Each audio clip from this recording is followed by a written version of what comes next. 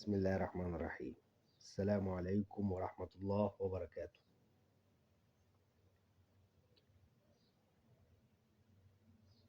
قبل ما نبدأ في الفيديو اعمل لايك للفيديو واعمل متابعة للصفحة عشان نقدر نوصل لأكبر عدد وتقدر تستفاد من الصفحة وتقدر تستفاد من الفيديوهات اللي بنعملها. ولو معاك أي عملة وعاوز تقيم سعرها وتعرف سعرها ابعت لنا الصور في التعليقات وأنا هقول لك وأعرفك العملة اللي معاك دي سعرها يعمل كام. بس ما تبخلش علينا بلايك ومتابعة للصفحة وشير الفيديو عشان نوصل لأكبر عدد إن شاء الله. كلام النهاردة عن نص جنيه 2005 اللي هو قدامك ده. نص جنيه 2005 أهو، نص جنيه 2005 ده نص جنيه 2005 وده نص جنيه 2005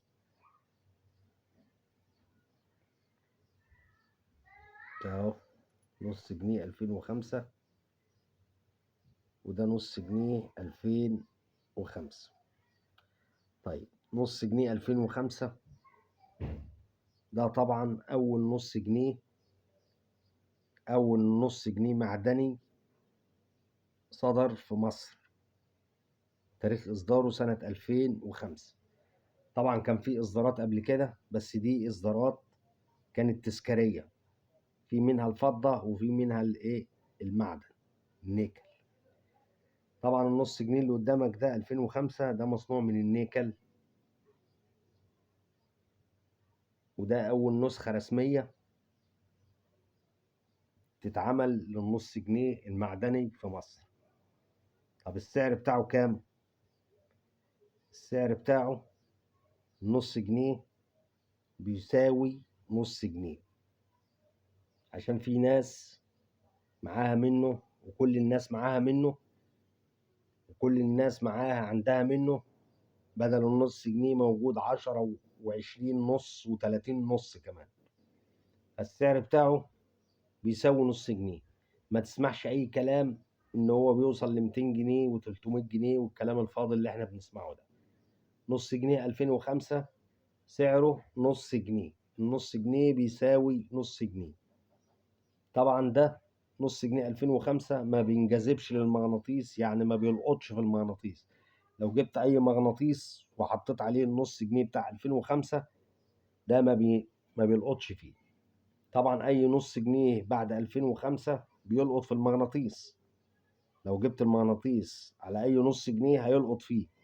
نص جنيه الميزه اللي نص جنيه 2005 الميزه اللي فيه ان هو ما بيلقطش في المغناطيس، يعني لو حطيت المغناطيس عليه ما بيلقطش في المغناطيس.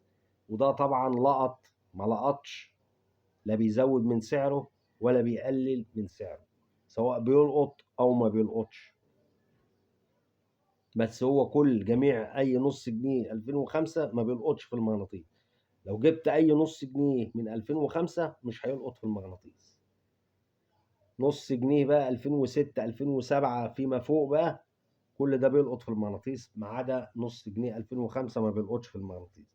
فده سعره نص جنيه، عشان ما تسمعش اي كلام بيتقال ان النص جنيه اغلى من قيمته.